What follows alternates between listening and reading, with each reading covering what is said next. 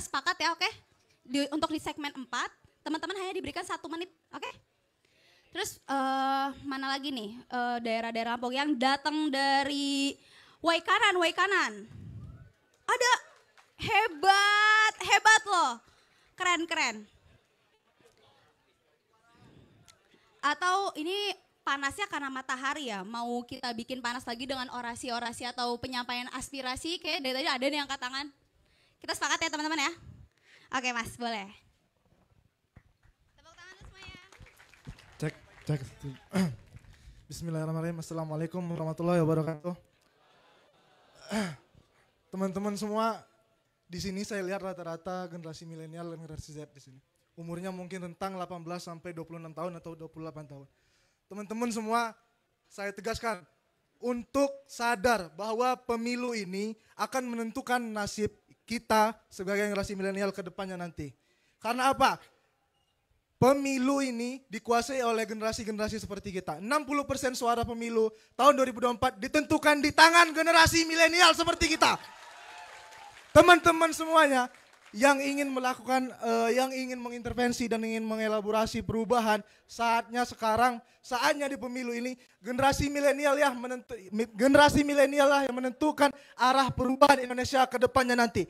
Bukan dengan gimmick goyang-goyang dan joget-joget, bukan dengan gimmick bermasyarakat, tapi dengan ide dan gagasan-gagasan yang ditawarkan kepada milenialnya. Setuju? Terima kasih. Terima kasih Mas, siapa tadi? Mas Leo, terima kasih. Teman-teman, sebagai informasi tambahan, acara Desak Anies Lampung kali ini kita live ya di Metro TV dan di beberapa channel. Aku mohon kepada teman-teman untuk patuhi rules yang tadi telah aku bacakan.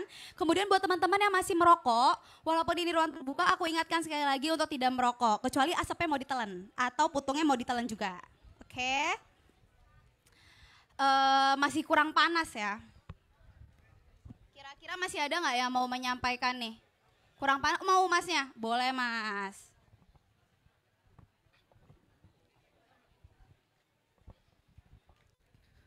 Baik, terima kasih izin semuanya dan terima kasih atas kesempatannya untuk saya berbicara di forum yang Masya Allah ramai sekali. Assalamualaikum warahmatullahi wabarakatuh. Sebelumnya perkenalkan, nama saya Yusuf Zakir Divan, saya dari Universitas Lampung. Oke teman-teman, hari ini dan hari-hari ke depan kita akan berada dalam situasi, suasana, dinamika, dramatisasi, ketegangan, dan macam-macam situasi menjelang pemilu tahun 2024 ini teman-teman. Nah, pemilu itu merupakan hal fundamental, atau hal yang penting, jangan dianggap sebagai sebelah mata saja teman-teman. Apalagi yang sudah disampaikan tadi bahwa penentu suara pada Pilpres adalah didominasi oleh kaula muda. Nah, dari 3 kandidat calon ini, mari kita tentukan pilihan kita, mari kita gunakan hak kita untuk menentukan arah bangsa dan arah negara ini ke depannya teman-teman. Dan gunakan rasionalitas atau membandingkan supaya kita tahu dan kita bisa membedakan mana ini asam folat dan mana ini asam sulfat.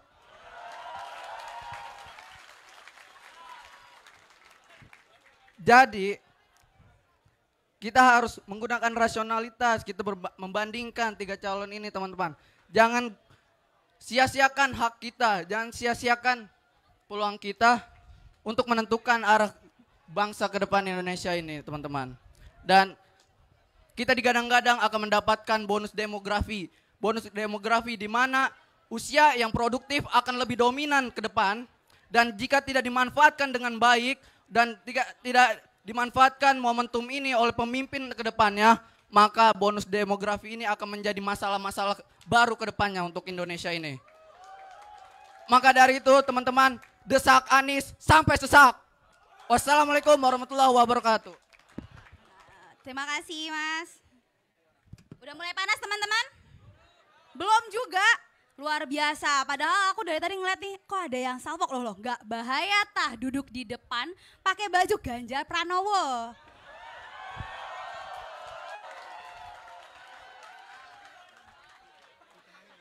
baru sadar loh setelah beberapa menit kita mulai acara. Oke.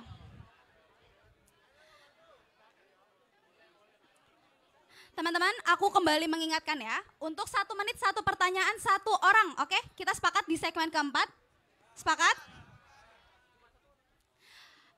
1 menit 1 orang 1 pertanyaan kita buka. Nanti kemudian Bapak menanggapi, nanti kita buka lagi gitu Kak. Sepakat ya?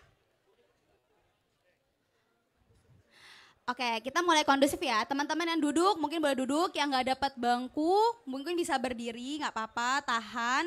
Yang penting Pak Anies tetap terdesak. Kita satu suara ya, mendesak Pak Anies, benar? Oke.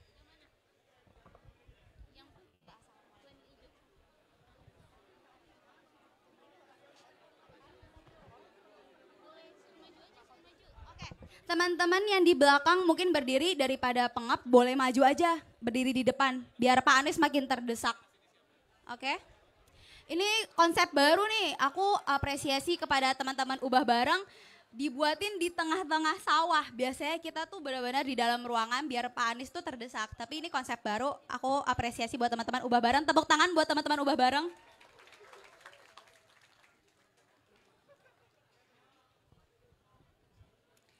Ini makin enggak siap ya, kayak dari tadi lehernya tuh udah jadi jerapah semua. Nih mana Pak Aniesnya, nggak kelihatan hidungnya. Oke, kali aku bikin jargon kali ya. Kalau aku bilang, kita pemuda ubah bareng kalian ya. Kita Indonesia ubah bareng. Kita bersama ubah bareng. Semangat? Sepakat? Sepakat ya, coba kita cek sound dulu. Kita pemuda, kita Indonesia, kita bersama. Aduh lemes banget ini, katanya mau ngedesak Bapak. Ini Bapak yang ngedesak kita ntar, ya gak? Oke, kita coba sekali lagi ya. Kita pemuda,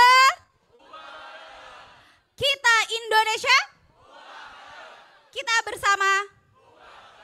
Teman-teman kita sepakat ya untuk mengubah bareng bangsa kita. Sepakat? Siapa yang mau keadilan dan kemakmuran boleh tepuk tangan? Siapa yang udah gerah banget mau beli rumah tapi gak punya duit? Tepuk tangan. Siapa yang pengen nongkrong tapi mahal semua Bapak gimana? Tepuk tangan. Atau siapa nih yang gak punya uang tapi gaya hidupnya elit? Tepuk tangan. Oh gak ada ya, gak ada. Oke, kata teman kita, siapa yang mau kuliah tapi mahal? Katanya pendidikan itu jembatan, ya enggak? Untuk kesuksesan, benar, sepakat gak? Tapi harga kuliah mahal, SD mahal. Kalau enggak dikorupsi, ya enggak? Sepakat gak teman-teman? Jadi siapa yang mau perubahan?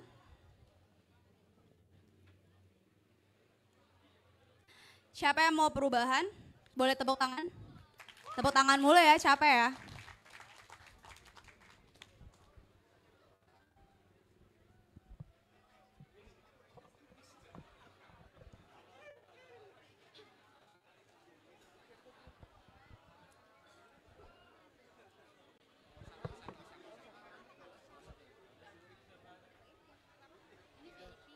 Bentuk grup lah, bentuk direktur. Gak apa-apa, gak santai aja. Teman-teman boleh tepuk tangan siapa yang dari kemarin menantikan desak Anies di Lampung? Siapa yang tadi di perjalanan, jalanannya jelek? Semua jelek ya? Soalnya aku udah lama gak ke Lampung. Kemarin kebetulan tidur di perjalanan jadi gak sadar tuh jalanan jelek atau enggak. Tapi tadi berarti teman-teman datang ke sini jalanan masih jelek. Mau perubahan gak? Mau, desak Pak Anies. Tadi teman-teman siapa yang makan siangnya masih mahal? Ada yang masih mahal makan siangnya? Atau mama, ibu, bapak di rumah ngeluh bensin mahal? Iya benar. Siapa yang mau ujian tapi gak bisa gara-gara UKT atau uang SPP-nya mahal? Mau terus kayak gitu? Kamu orang mau kayak gitu? Aduh, nggak mau ya? Oke, kita.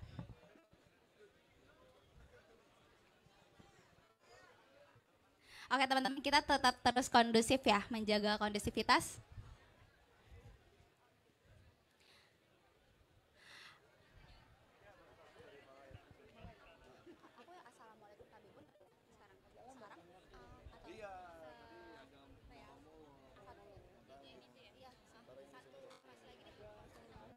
Oke teman-teman, karena katanya Bapak udah deket, tapi ternyata masih sepoi-sepoi nih teman-teman. Aku takut kalian ngantuk ya. Kita kasih kesempatan satu orang lagi untuk orasi. Siapa yang mau? Siapa? Boleh, boleh, boleh. 1 menit ya Kak, 1 menit ya. Cek. Sebelumnya Assalamualaikum warahmatullahi wabarakatuh. Izin mengenalkan diri, perkenalkan nama saya Mas AVI, saya perwakilan dari YIN Metro. Sini pada ini untuk orasi, menyampaikan inspirasi terkait diskusi pada kesempatan hari ini. Alhamdulillah, kesempatan hari ini kita manfaatkan untuk menguliti capres-cawapres hari ini. Semangat! Semangat! Tidak diciptakan seorang pemuda di tanah Lampung ini untuk tunduk terhadap kekuasaan. Semangat! Tidak diciptakan seorang pemuda di tanah Lampung ini untuk diam terhadap keberblokan. Semangat! Hidup mahasiswa! Hidup mahasiswa! Hidup mahasiswa! Wassalamualaikum warahmatullahi wabarakatuh. Oke teman-teman, kita kedatangan tamu spesial nih, Pak Bang Tobas kita sebut ya. Bang Tobas boleh ngasih? Oke, kita panasin dulu sedikit ya. Hidup rakyat! Hidup rakyat! Hidup rakyat! Hidup mahasiswa! Hidup mahasiswa! Hidup mahasiswa! Teman-teman sekalian, di Lampung ini beberapa waktu yang lalu kita mendapatkan satu keadaan di mana ruang demokrasi kita mulai tertutup. Kebebasan berpendapat kita mulai tertutup, mulai terbelenggu. Karena itu kita harus apa? Kita harus lawan. Karena apa? Demokrasi inilah yang membangun negara kita. Kita bisa menjadi begini karena demokrasi. Republik ini adalah milik rakyat, bukan milik sebagian orang. Bukan milik kelompok-kelompok tertentu. Karena itu jangan mau kalau demokrasi kita direnggut. Kita butuh suatu perubahan. Dan anak-anak muda, negeri ini, bangsa ini, republik ini didirikan, dimerdekakan oleh gerakan kaum muda. Kaum muda lah yang menggerakkan negara ini menjadi negara Indonesia. Karena itu tantangan buat kita semua agar perubahan terjadi saat ini untuk Indonesia yang lebih baik lagi.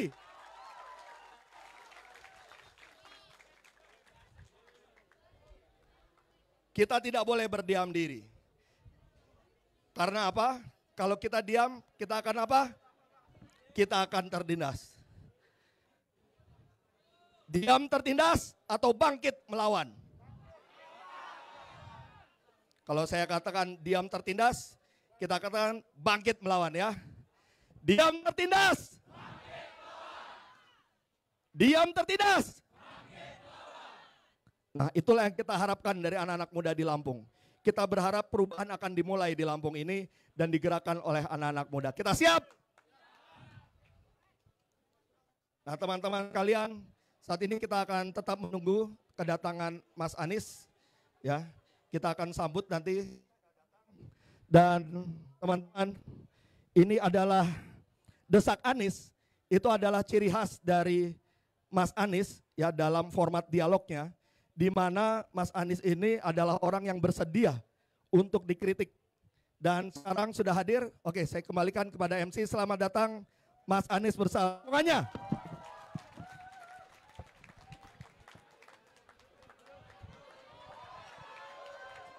Boleh kondusif? Boleh kondusif dulu teman-teman? Ya, oke. Dari tadi, halo, tepuk tangan buat yang masih dengar suara aku. Tes, tes, tes, tes, tes, tes. Oke, tepuk tangan yang masih dengar suara aku. Tepuk tangan dulu yang masih dengar suara aku. Tepuk tangan dulu yang masih dengar suara aku. Oke, dari tadi aku belum pembukaan formal. Kita masih intermezzo sambil nunggu kedatangan Mas Anies. Aku mulai ya. Assalamualaikum warahmatullahi wabarakatuh. Abi pun. Api kabah sekali. Selamat datang di acara Desak Anies Lampung.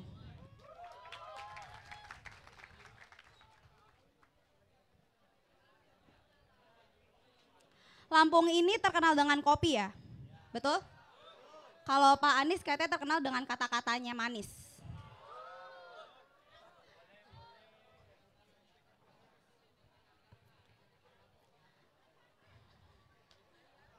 Oke, kita menunggu kedatangan Bapak, benar? Bapak sudah mendarat?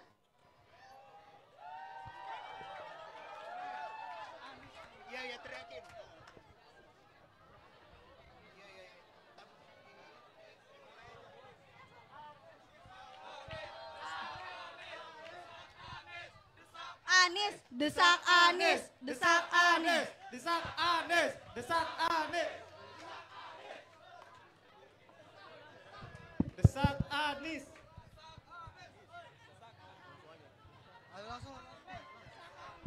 Desak Anies, desak Anies, desak Anies, desak Anies, desak Anies, desak Anies. Kelamaan Bang Anies.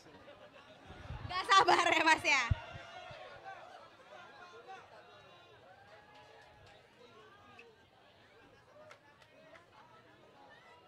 Udah gak sabar ya teman-teman mendesak Pak Anies nih demi perubahan. Jangan desak Manda, desak Anies. Oke. Oke, selamat datang di Desak Anies Lampung. Kita langsung sambut Anies Baswedan. Desak Anies, desak Anies, desak Anies, desak Anies, desak Anies, desak Anies, desak Anies, desak Anies, desak Anies, desak Anies, desak Anies. Para mahasiswa yang merindukan kejayaan.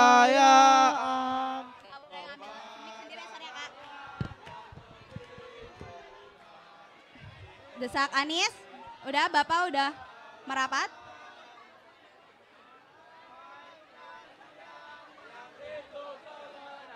Oke teman-teman, karena perjalanan jauh Bapak mampir dulu ke toilet ya.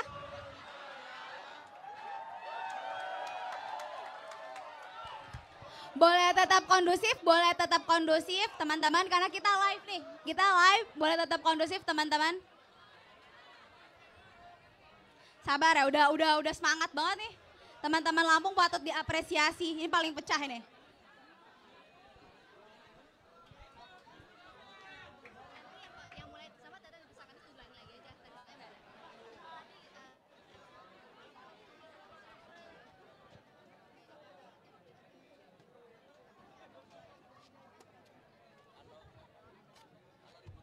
Halo Ridwan TV.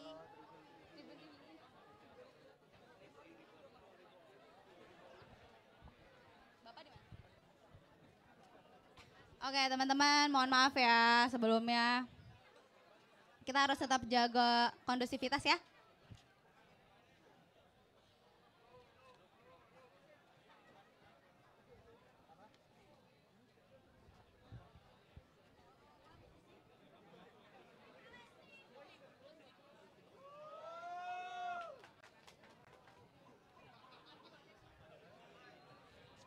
Siapa enggak?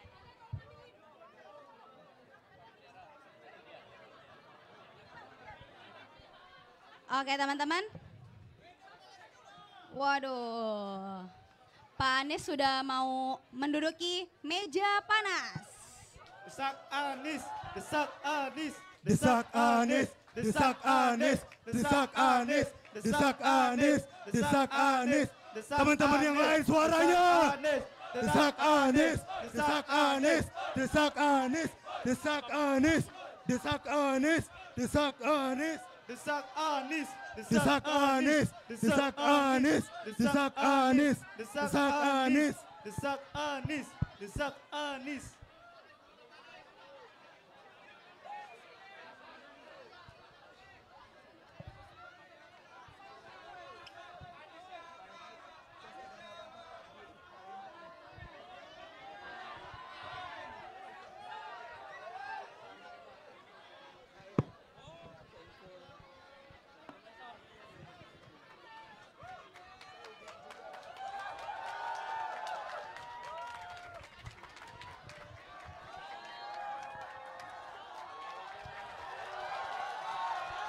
Desak Anies, desak Anies, desak Anies, desak Anies, desak Anies, desak Anies, desak Anies, desak Anies, desak Anies, desak Anies.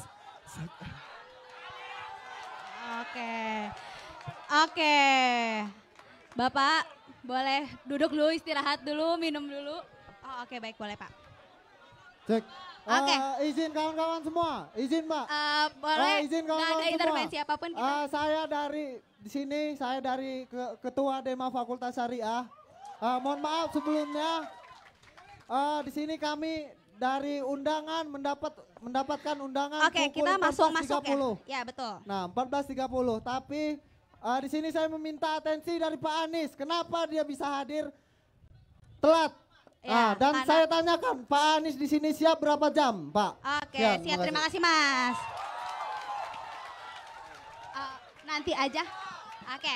Kita mulai ya teman-teman ya, karena dari tadi udah mulai, karena dari tadi udah panas. Boleh kondusif dulu, boleh kondusif dulu supaya bisa kita mulai, supaya bisa kita desak Pak Anies. Betul? Jawab dulu. Oke, kita mulai ya. Pak Anies, Assalamualaikum warahmatullahi wabarakatuh. Tabi pun, oke teman-teman. Selamat datang kembali ya Pak Anies, selamat datang di Provinsi Lampung yang dikenal dengan sebutan Sang Bumi Ruwajurai, betul? Pak Anies, boleh kondusif dulu teman-teman, kalau nggak bisa kita mulai. Dan pertanyaan nanti akan semakin sedikit durasi pertanyaan, oke? Oke Mas Anies. Oke, sekali boleh kita kondusif dulu satu suara karena kita tadi udah kehabisan waktu, boleh? Kalau masih crowded, rada sulit dimulai. Kita nggak bisa mulai desak Anies ya. Oke. Bapak,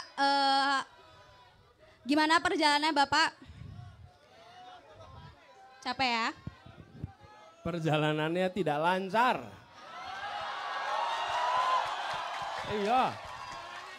Iya, saking ramenya kalau mau keluar dari tempat susah sekali. Minta maaf jadinya datang terlambat di tempat ini. Ya, jadi iya, jalannya, memang jalannya rusak.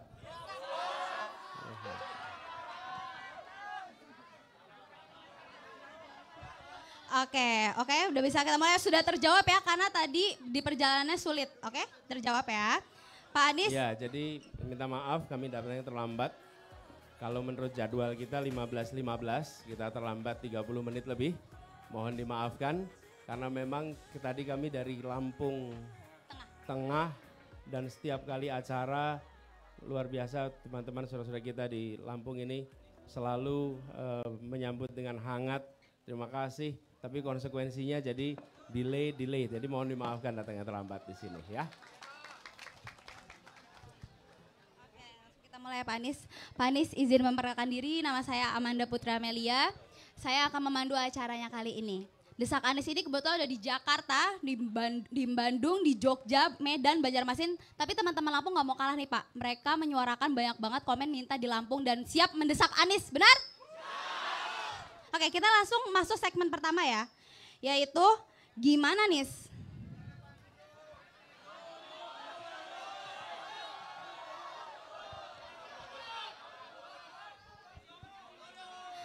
Oke teman-teman, boleh kondusif dulu. Kita boleh memang ramai tapi tetap harus kondusif ya. Sepakat ya? Tepuk tangan dulu, sepakat? Oke, sebagai informasi tambahan, Bapak Anies Baswedan mendapat gelar adat sebagai Tuan Penata Negara di pemerintahan Kabupaten Tulang Bawang Barat berdasarkan rekomendasi Pepung Adat Marga 4 Kabupaten Tulang Bawang Barat pada tanggal 29 April 2022 atas kontribusinya memajukan Tulang Bawang Barat dengan mengirimkan pengajar muda Indonesia mengajar sejak tahun 2010. Kita tepuk tangan dulu apresiasi kepada prestasi Pak Anies. Pak Anies izin, mungkin di Medan panggilannya Bang, kalau di Bandung kemarin panggilannya Kang, kalau Lampung punya panggilan sendiri namanya Kiai. Betul, sepakat? Oke, kita ke depannya panggil. Kalau Kiai laki perempuan sama? Kalau laki-laki Kiai, kalau perempuan Atu. Oke, sepakat? Aku izin manggil, apa harus dipanggil Mas Anies? Kiai aja. Kiai aja, oke siap. Sepakat ya kita panggil Kiai ya? Oke, langsung masuk ke pertanyaan segmen pertama. Gimana Nis?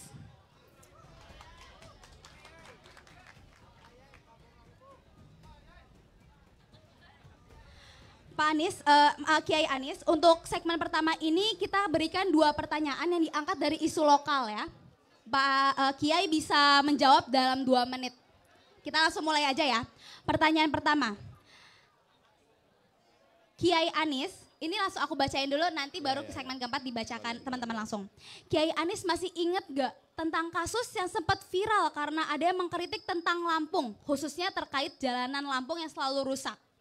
Kalau berdasarkan data BPS, Lampung peringkat 3 provinsi dengan jalanan rusak berat terbanyak di Indonesia, Kiai. Padahal kita tahu bahwa jalan adalah infrastruktur yang penting untuk mobilisasi ekonomi di Lampung. Di Lampung itu sektor unggulannya perkebunan seperti kopi, robusta, lada hitam, kakao, dan lain-lainnya. Gimana nih solusi yang Kiai Anies tawarkan agar pertumbuhan ekonomi di Lampung tidak mengorbankan infrastruktur umum seperti jalan raya? Boleh dijawab dalam 2 menit? Ya, makasih. Saya buka data yang nunjukin persentase jalan rusak nih di sini. Jadi, teman-teman sekalian, terima kasih soal transportasi yang tadi ditanyakan. Kita memang harus memberikan porsi yang cukup. Jangan hanya membangun jalan berbayar, tapi melupakan jalan tak berbayar yang ada di seluruh Indonesia. Oke? Karena itulah, saya tadi makanya langsung lihat datanya. Di Indonesia ini, 52% lebih jalan daerah dalam kondisi buruk. Hari ini, 52%. Dan saya dengar di Lampung tadi ya, termasuk nomor 3 dari seluruh Indonesia. Ya, itulah sebabnya mengapa kami berorientasi ke depan itu bukan hanya meneruskan program jalan berbayar, yang itu hanya untuk kendaraan roda 4 ke atas, sementara yang pada punya motor nggak bisa menikmati jalan berbayar, tapi kami justru ingin membangun moda transportasi alternatif yang kita sudah miliki. Kenapa tadi kita ngomong tentang kereta api? Kita ingin membangun jalur kereta api, double track yang sekarang sudah ada. Sekarang ini adanya dari Bakahuni sampai Tanjung Karang, 1 track sehingga 300-an kilo ditempuh dalam waktu kira-kira 9 jam. Kita berencana itu membuat menjadi double track sehingga bisa ditempuh dalam waktu yang relatif singkat, bukan hanya untuk logistik tapi juga untuk penumpang manusia. Dan kendaraan pribadi, kendaraan itu yang menggunakan jalan, ini alokasi anggarannya harus proporsional supaya prinsip keadilan terpenuhi. Ini prinsip yang kami selalu pegang ketika kami bertugas. 1 kata aja, keadilan. Dan ketika keadilan itu diterapkan dalam mobilitas, maka pertanyaannya apakah kita mengalokasikan anggaran yang cukup antara jalan berbayar dengan jalan yang tak berbayar. Bila kita tidak alokasikan cukup, maka yang menikmati jalan kita hanya yang memiliki mobil roda 4 ke atas. Sementara roda 2 ke bawah, roda 4 ke bawah mereka tidak bisa menikmati. Jadi justru itu perbaikan jalan dan memastikan jalan tak berbayar lebih diberikan perhatian oleh pemerintah. Gitu jawabnya. Tepat waktu sekali Kiai Anies menjawab ya. Tapi juga saya kebetulan ingat, nah ini ada, saya boleh kenalkan sedikit ngomong soal moda kereta api. Salah satu yang pernah bertugas memimpin MRT di Jakarta adalah putra Bandar Lampung Pak Aprindi. Boleh Pak Aprindi? Beliau putra Bandar Lampung, tinggal di sini, di mana Pak? Kedaton. Tinggalnya di Kedaton. Beliau pernah memimpin MRT. MRT itu salah satu proyek kereta api di bawah tanah yang ada di Jakarta. Oke. Baik, Kiai Anies terima kasih atas jawabannya. Tapi tetap ya teman-teman, kita akan tagih janji Kiai Anies bahwa pembangunan jalan tidak berbayar. Oke, sepakat?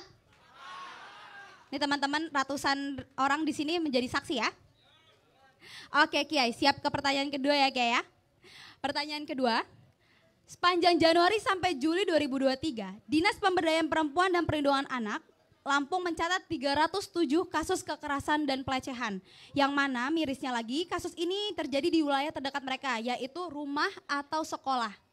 Gimana nih Kiai Anies untuk menciptakan ruang aman bagi anak-anak dan perempuan? Boleh ditanggapi? 2 menit. Ya. Ada 4 kelompok di masyarakat yang harus mendapatkan perlindungan dan perhatian ekstra. 4 kelompok. 1, tadi disebutkan, adalah perempuan, khususnya ibu hamil. Yang kedua adalah anak-anak. Yang ketiga adalah lansia. Yang keempat adalah penyandang disabilitas. 4 kelompok ini itu harus ada perhatian ekstra, fasilitas ekstra, karena mereka rentan atas masalah.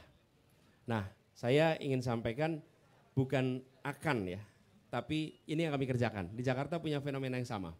Apa yang kita kerjakan? Kita membangun 19 pos pengaduan. Dan kita membuat sebuah nomor hotline untuk siapa saja bisa menelpon bila mengalami ancaman kekerasan. Nomornya 112.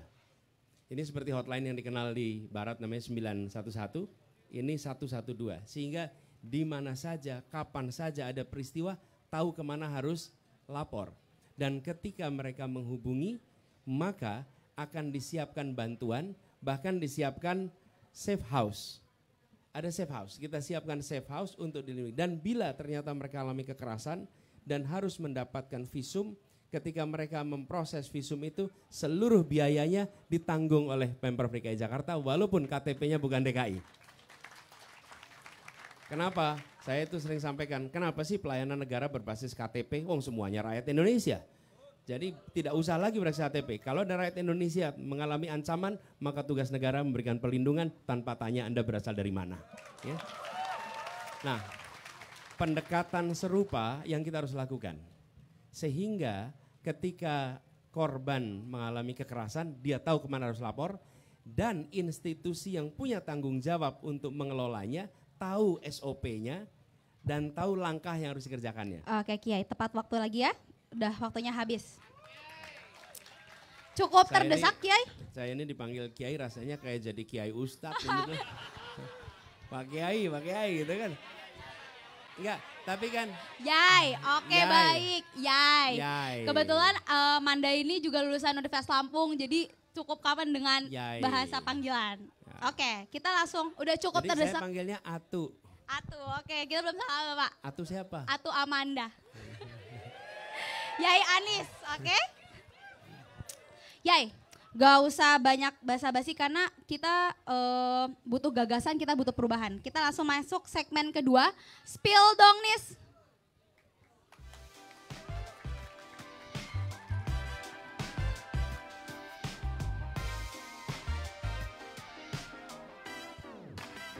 Oke, Yai. Untuk informasi segmen kedua ini kita kumpulin pertanyaan-pertanyaan yang masuk, ribuan pertanyaan masuk dari media sosial.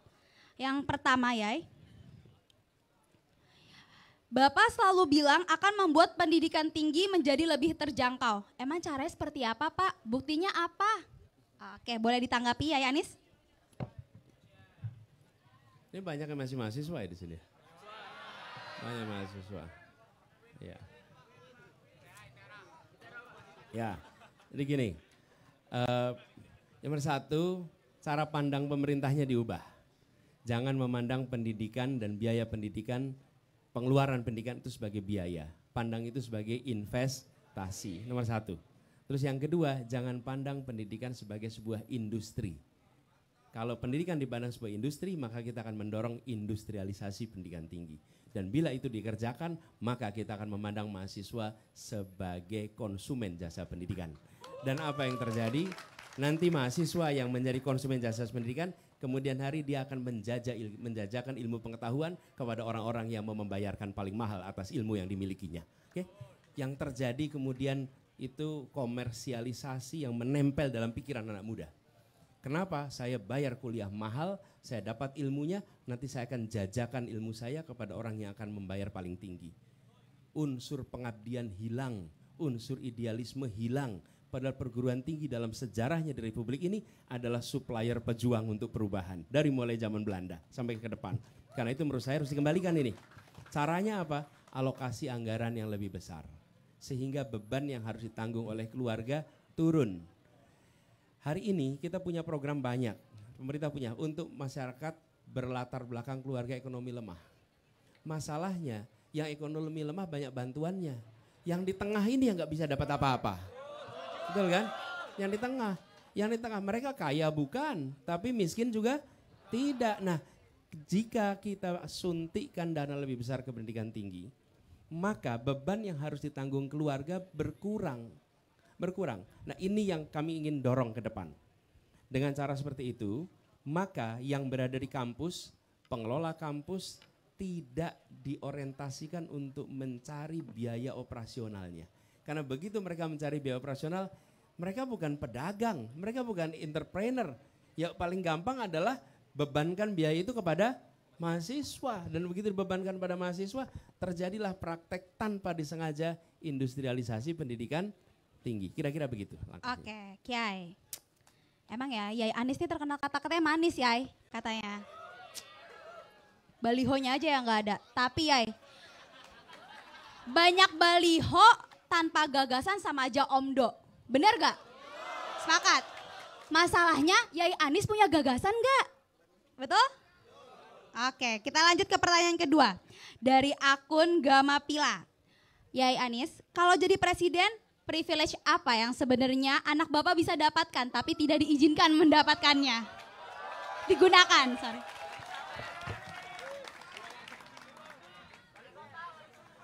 Yang jelas nggak jadi caleg gitu kan. Nggak, gini.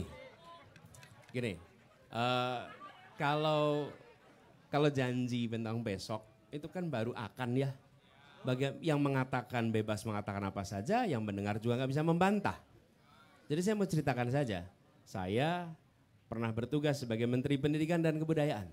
Dan anak saya berada di sekolah. Berada di sekolah itu artinya di bawah bidang Kementerian Pendidikan dan Kebudayaan.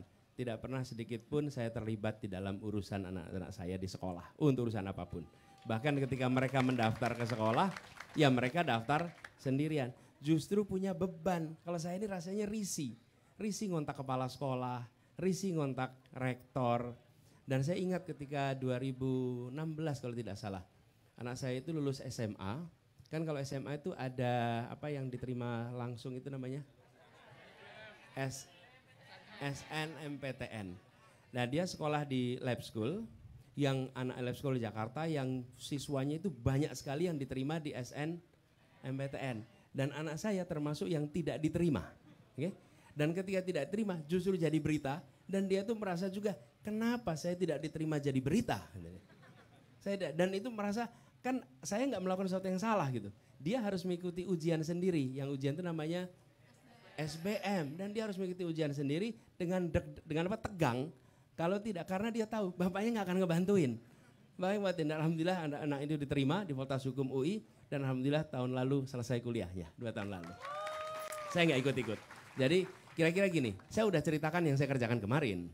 Jadi kira-kira besok ya akan sama dengan kemarin. Bapaknya tidak akan memberikan fasilitas ekstra untuk anaknya. Gitu ya. Oke, terima kasih Yai Anies. Cukup puas teman-teman? Puas dengan jawaban Yai Anies? Jadinya mau mendesak atau mau perubahan? Desak untuk perubahan ya. Ini teman-teman Lampung luar biasa pertanyaannya Anies. Oke, masuk ke pertanyaan ketiga. Pengen masuk PNS agar hidup stabil, tapi ketika saya cek gaji PNS timpang banget antara yang Kemen Sultan versus Kemen Jelata. Apa solusinya Yai Anies? Tolong nih masyarakat teman-teman milenial nih pusing ya, mau nikah tapi nggak ada duit, pekerjaan sulit, gimana dong? Gaya hidup elit, aduh Yai, gimana nih Yai? Tolong dijawab ya. Masalahnya. Memang ada ya istilahnya itu ya. Kemen Sultan sama Kemen Jelata, Kemen non Sultan. Ya, jadi gini kalau saya melihat berada di dalam pemerintahan memang harus bekerja atas nama negara. Dan sudah saatnya juga ada kesetaraan di dalam pemberian remunerasi. Nah, remunerasi ini ada gaji dan ada tunjangan. Nah, tunjangan kinerja sudah seharusnya disambungkan dengan kinerja. Kalau gaji memang berdasarkan pada pangkat jabatan. Tapi kalau tunjangan kinerja, tukin, kalau di daerah namanya TKD, itu tidak boleh sesuatu yang dianggap sebagai hak begitu saja. Dia hak yang diberikan bila ada kinerja. Nah menurut hemat saya, ke depan tukin ini yang bisa ditingkatkan dengan ada ukuran kinerja bagi ASN. Dengan cara begitu, maka publik merasakan manfaatnya dan bagi ASN mendapatkan kesejahteraan yang lebih baik dan antar kementerian disetarakan. Jangan ada yang sultan dan non sultan lagi. Ini katanya desak Anies tapi terjawab semua. Gimana dong? Itu dari Lampung tadi. Ini dari teman-teman pertanyaan teman-teman dari Lampung. Jadi kita kolek, Sosmed. masuk 1000 lebih komen. Ini salah satu kita filter yang ini. Oke, masuk ke pertanyaan yang keempat ya, Yai Anies. Anggaran APBN untuk IKN di 2023 adalah 29,4 triliun. Sedangkan untuk membangun rel kereta Trans Kalimantan sepanjang 2.428 km di 2017 adalah 22,9 triliun. Berapa? 22,9 triliun. Nah, menurut Yai Anies, gimana ini lebih Itu baik yang mana, Yai? Trans Kalimantan. Se-Kalimantan. Trans Kalimantan sepanjang 2.428 km. 2428 km. Gimana nih, Yai? Ya, ini sebenarnya yang sering saya ungkapkan. Sebenarnya bukan soal kita punya ibu kota baru atau tidak, tapi timingnya. Di saat kita masih punya kebutuhan-kebutuhan mendesak yang penting dan anggaran kita masih kurang, maka mengalokasikan anggaran untuk membuat sebuah kota baru yang akan dipakai oleh penyelenggara negara, bukan dipakai oleh rakyat kebanyakan. Yang akan di situ penyelenggara negara. Menurut hemat kami, anggaran lebih baik dipakai untuk hal-hal yang beri manfaat bagi orang banyak. Kalau anggaran yang sama, saya malah kaget ini, saya baru lihat 29 triliun untuk tahun 2023, kalau membangun kereta berapa tadi? 22,9 triliun. Itu untuk berapa kilo? 2.400 kilometer dibangun jalur kereta Kalimantan antar kota-kota. Menurut saya itu lebih besar manfaatnya bagi rakyat di Kalimantan. Lebih besar manfaatnya. Jadi ini bukan soal bangga kita punya kota baru, bukan. Uang ini mau dipakai untuk siapa? Yang nanti akan merasakan uangnya. Begitu ada jalur kereta api. Hari ini seperti contoh ya. Kalau Anda tinggal di Pontianak, terus mau pergi ke Banjarmasin. Itu satu sama-sama di Kalimantan tuh. Harus kemana dulu? Jakarta dulu. Dari Jakarta terus ke Banjarmasin atau ke Surabaya Banjarmasin. Contoh lagi, kalau Anda di Balikpapan, mau ke Palangkaraya, harus lewat mana? Surabaya atau Jakarta. Jadi semuanya harus ke Jawa dulu. Apa sulitnya membangun transportasi umum yang bisa menyambungkan kota-kota itu daripada kita menghabiskan di satu titik sebuah kota, gitu menurut saya. Oke, Yai. Tapi kita nih butuh presiden, Yai, bukan penyair. Emang jago ya merangkai kata-katanya, bahkan waktunya belum habis udah terjawab selesai. Ya sepakat? Butuh presiden? Betul, bukan butuh pujangga, bukan butuh penyair? Oke, dari tadi kita Pak Yai Anies sudah terdesak. Tambahin dikit boleh nggak? Apa tuh, Yai? Lebih baik daripada ditanya apa-apa dan diam terus.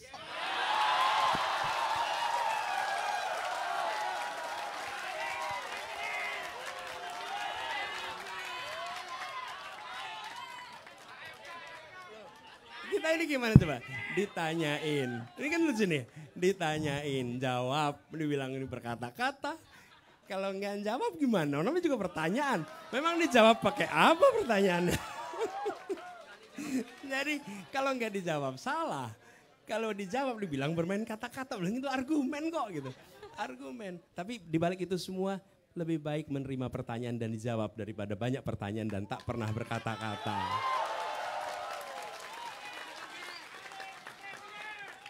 Kayaknya ini jadinya nggak terdesak ya Bapak ya? Bapak terdesak, Yai Anies terdesak nggak nih? Tergantung atu. Yai, untuk konsep desak Anies kali ini lumayan beda ya. Kita di tengah-tengah sawah sekarang, biasanya kita di dalam ruangan sempit ya. Ini sawah ini ditanam padinya sama masyarakat Lampung langsung ya, yang ingin harga ekonomi itu stabil. Perekonomian itu stabil, pertanian stabil, betul teman-teman sekali? Jadi ya mohon nih teman-teman Lampung tuh udah bosen banget untuk labeling kota begal ya katanya. Bosen ya teman-teman ya, kota begal. Kota begal tuh sangat identik dengan kota Lampung. Jadi apakah akan ada nih Yai? Akankah hilang ya label itu? Dari tadi kita serius banget ya Yai. Aku aja jadi Atu jadi gerah sendiri. Kita kali masuk segmen ketiga ya. Serius amat Nis.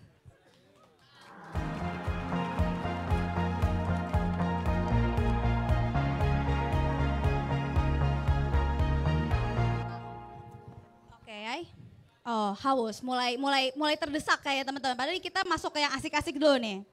Yai masih semangat, masih kuat menjawab desakan-desakan teman-teman sekelik Lampung? Bismillah, amin.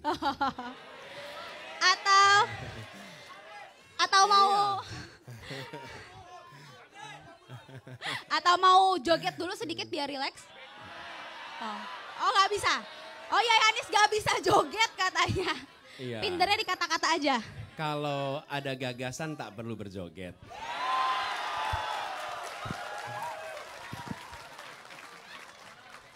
Berat ya, jadinya Atu yang terdesak ini. Aduh. Oke Yai, aku izin berdiri ya. Mungkin Yai kalau duduk capek gak apa-apa. Ini kita yang bercanda-canda dulu ya teman-teman ya. Tapi tetap ini dikolek dari teman-teman Lampung Yai. Pertanyaan pertama, anak muda ini perlu hiburan. Tapi kenapa tiket konser mahal banget ya? Apalagi kalau ada artis di luar negeri. Gimana Yai biar konser murah Yai? Semangat sekali.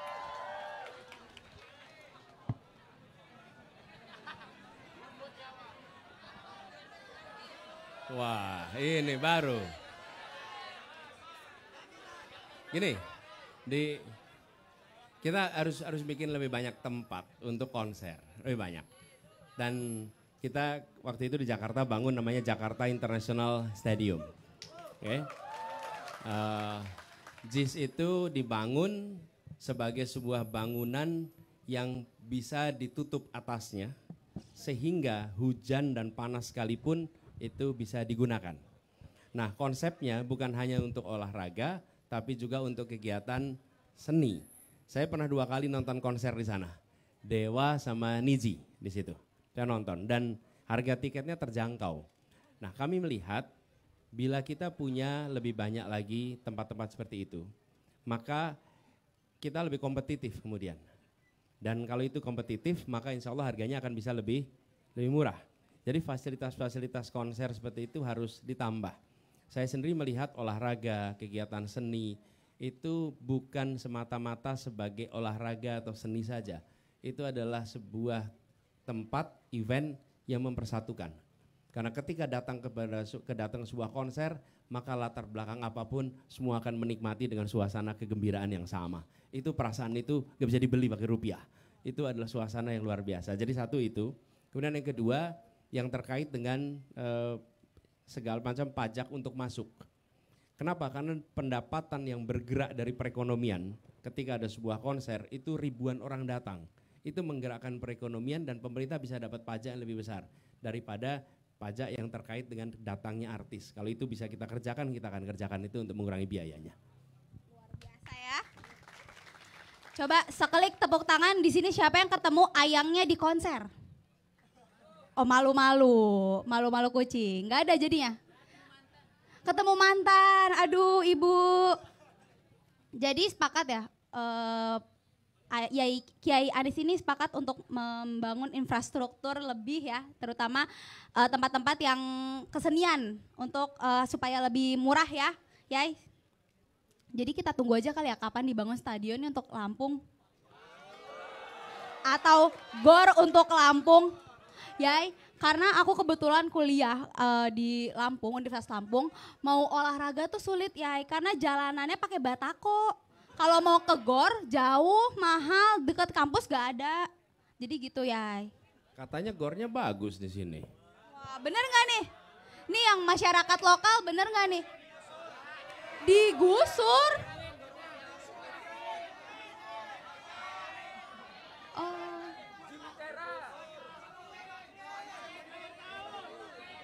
Jadi sepakat ya, sekelik Lampung sepakat untuk pembangunan GOR atau stadion?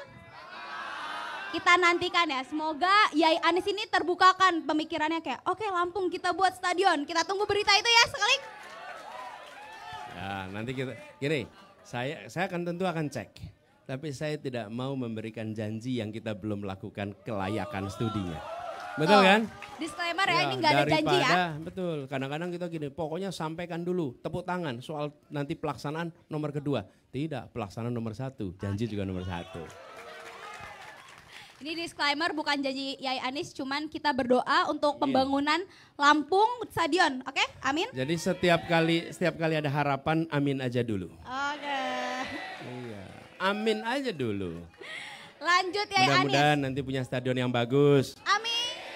Bisa buat konser. Harganya murah.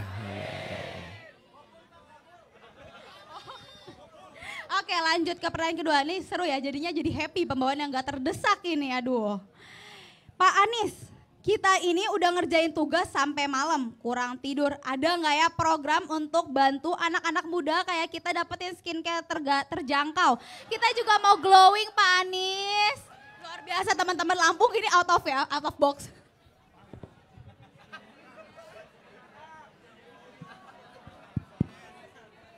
Atau biasanya pakai apa? Air wudhu Yai. Waduh, jawabannya akhlak betul nih. Gini, saya pernah datang ke X Beauty di Jakarta. Ada yang pernah datang belum ke X Beauty? Belum, pameran X Beauty.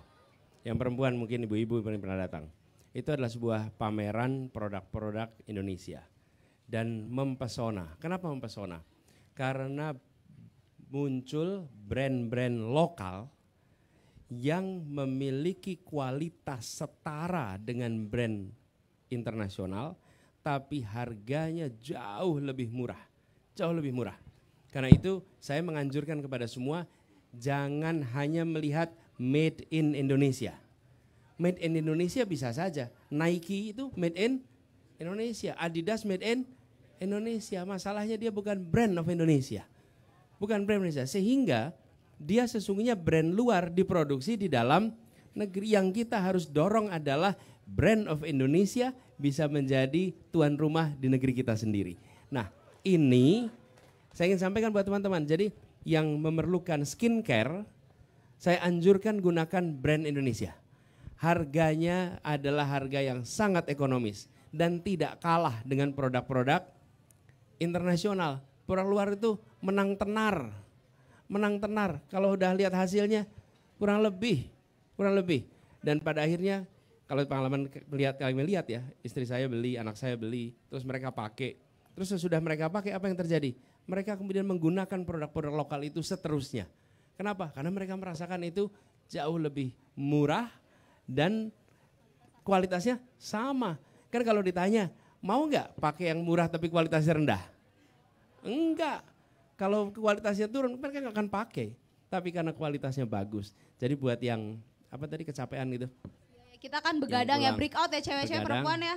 Belum lagi saya kalau anjurkan belanjanya kosmetik yang brand of Indonesia. Oke, tepuk tangan. Jadi memang untuk salah satu memajukan pendapatan ya kita harus mendukung lokal ya, brand lokal. Ini karena memang asik-asikan, ini lebih lucu lagi nih Yai. Pertanyaan terakhir nih dari segmen ketiga. Yai, Pak Anies ada BPJS untuk hewan peliharaan kayak kucing gak ya? Tapi memang benar di Lampung ini banyak banget kucing Yai. Ini lucu nih teman-teman, Lampung patut diapresiasi banget. Kalau gitu nanti saya di rumah punya 4 kucing, daftarin BPJS semua tuh nanti 4-4-nya. Iya, tapi ya memang kita harus merawat hewan. Menurut saya di semua tempat harus ada rumah sakit untuk hewan yang memadai. Kami mengalami 3 minggu lalu kami punya kucing, satu kucing namanya Lego. Lego itu kakinya 3. Kaki 3 bukan karena lahir, tapi ketika masih kecil ada yang menyiksa sehingga kakinya itu rusak. Sehingga harus diamputasi. Lalu kami adopsi, tinggal bersama kami. Nah, kira-kira 3 mingguan yang lalu dia berkelahi dengan kucing tetangga. Dan ketika berkelahi dengan kucing tetangga, itu pulang sudah berdarah-darah. Dan darahnya banyak sekali. Berdarah banyak, lalu sampai akhirnya dibawakan ke rumah sakit hewan di Ragunan. Ragunan itu ada kebun binatang sekaligus tempat rumah sakit hewan, dirawat di situ sampai dirawat hampir seminggu itu dirawat di sana. untuk recovery. Jadi memang kenyataan itu ada. Tapi saya nggak yakin kalau itu perlu BPJS. Menurut saya itu perlu ada rumah sakitnya, tapi bukan BPJS-nya. Karena saya ngebayangin BPJS unit kucing gitu. Agak repot nanti itu. Tapi saya setuju konsepnya bahwa kita harus menyelamatkan makhluk, apalagi makhluk yang peliharaan kita, sebagaimana kita menyelamatkan saudara-saudara kita sendiri, gitu ya.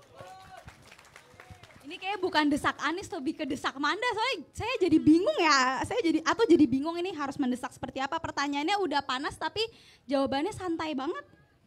Luar biasa ya Pak Yai Anies ya. Oke, cukup tapi kali ya seru-seruannya, pencitraannya cukup ya. Karena di sini tadi balik lagi kita carinya presiden, bukan pujangga, bukan penyair. Acaranya juga namanya Desak Anies. Jadi teman-teman di sini kita kayak masuk ke segmen keempat, Tanyain Anies.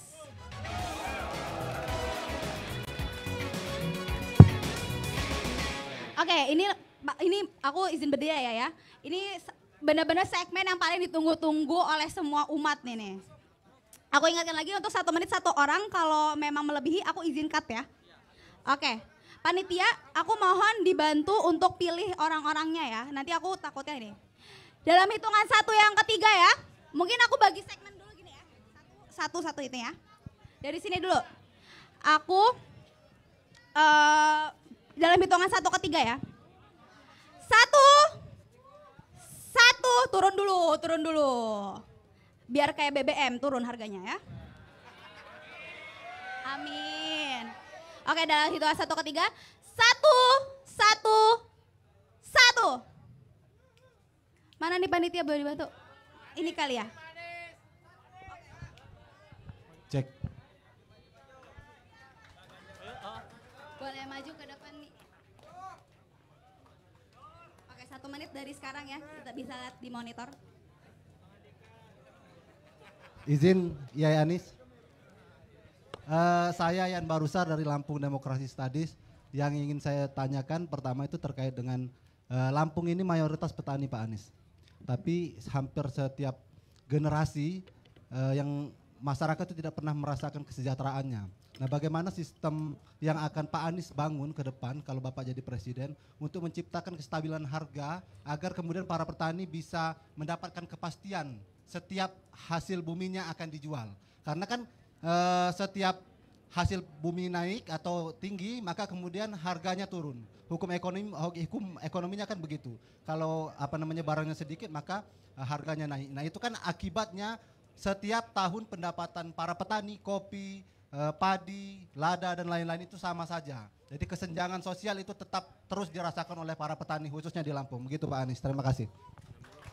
Yan Barusal Pak. Panggilannya Cur. CUR.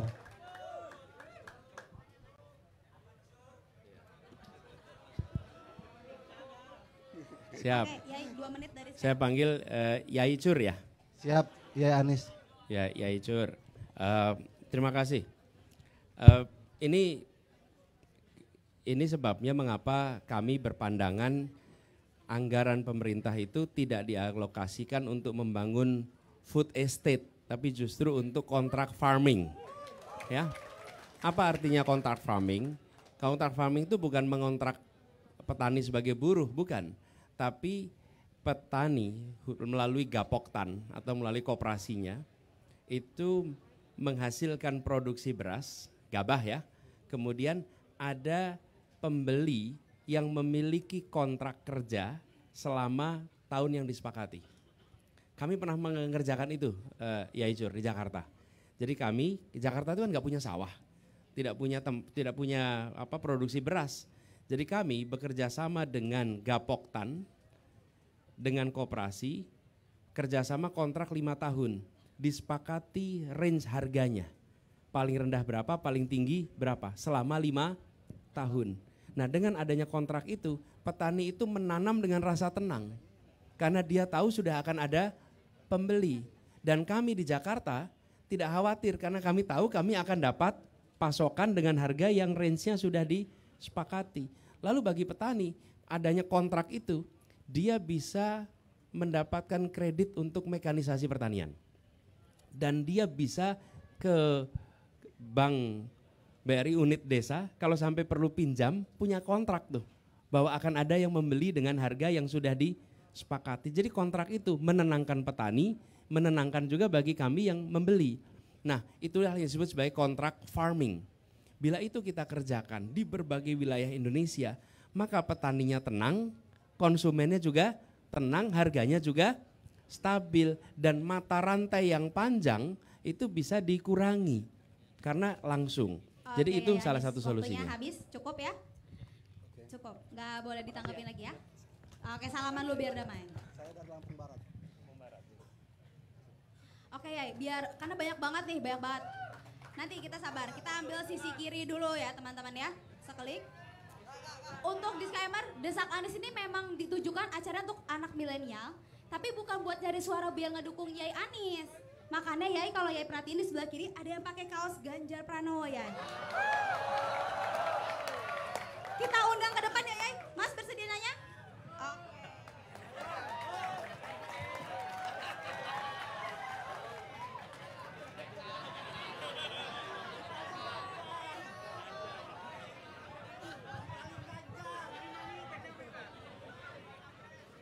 Ya, perkenalkan nama saya, panggilannya Pak Cekemon. Mon. Langsung saja. Dari rakyat biasa aja Pak, rakyat jelata. Saya ingin bertanya, Bapak sering menyebutkan bahwa IKN akan dilanjutkan, akan dibatalkan atau itu menurut saya abu-abu Pak. Karena Bapak bilang nanti tunggu masalah dasarnya selesai dulu. Nah Pak, di Lampung ini ada contoh konkret Pak, Kota Baru di sana 15 menit dari sini mangkrak. Buktinya proyeknya mangkrak, masalah dasarnya nggak selesai-selesai sampai hari ini. Nah, jadi menurut saya Bapak ini hanya cari aman saja, mengatakan IKN akan dilanjutkan tapi nanti.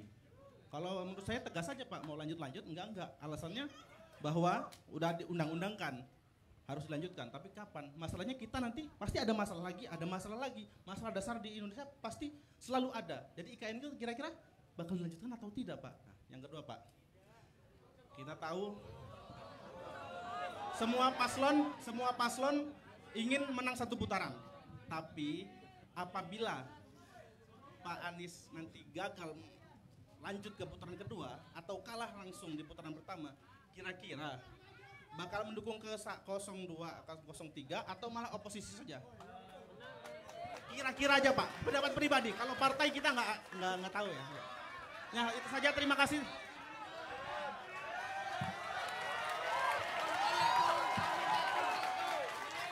Ya, ini saya tadi sebelum jangan.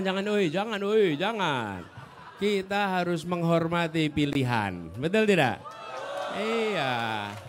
Bahkan menurut saya, Bung Mon ya panggilannya, Mon, Yai Mon ini adalah contoh seorang yang demokratis. Karena dia mau datang sebuah acara dan ketemu pasangan yang bukan yang dia dukung. Betul tidak?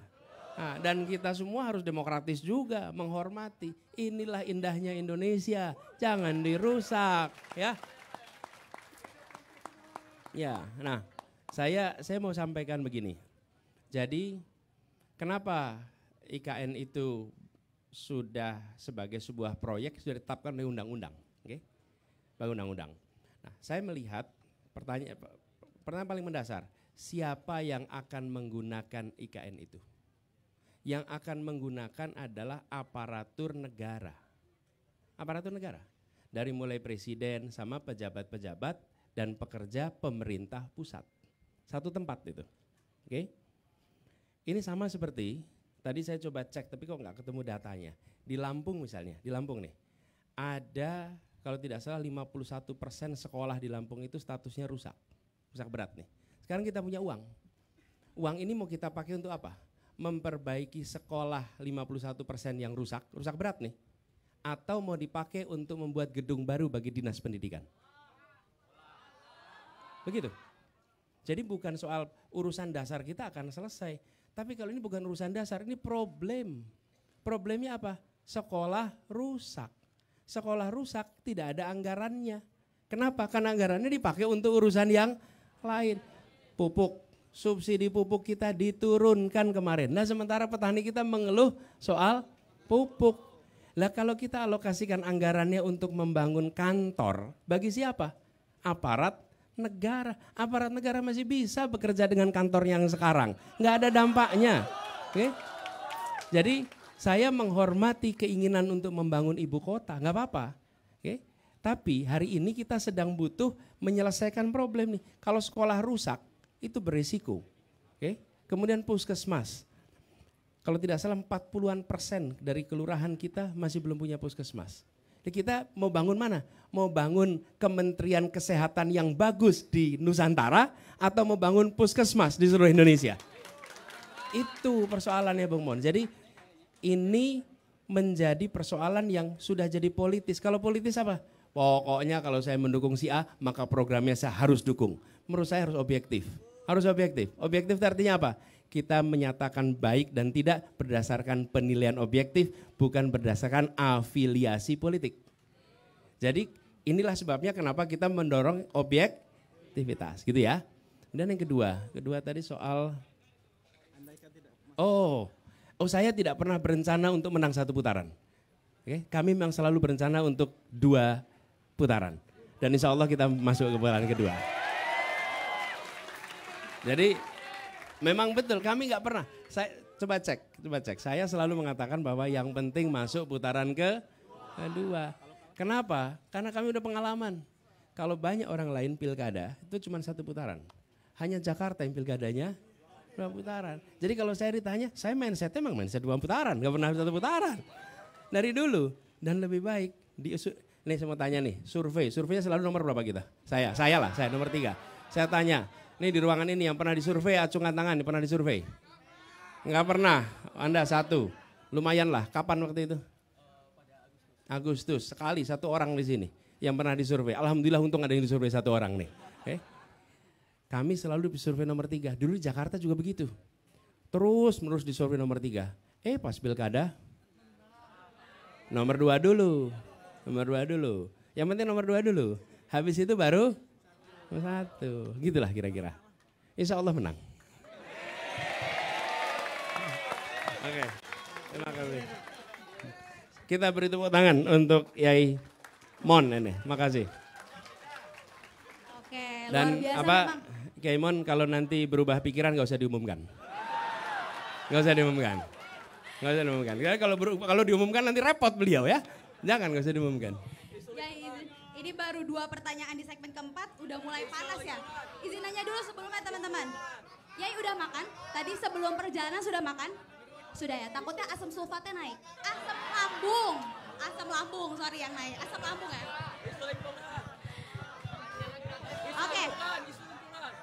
Oke, dari tadi kayak udah ya Rosana. Aku mau ke depan nih. Boleh kondusif dulu, tangan di bawah semua. Dalam kondusif dulu, tangan di bawah semua. Hitungan 1 yang ketiga. 1. Tangan di bawah dulu. 1. Tangan di bawah dulu. 1.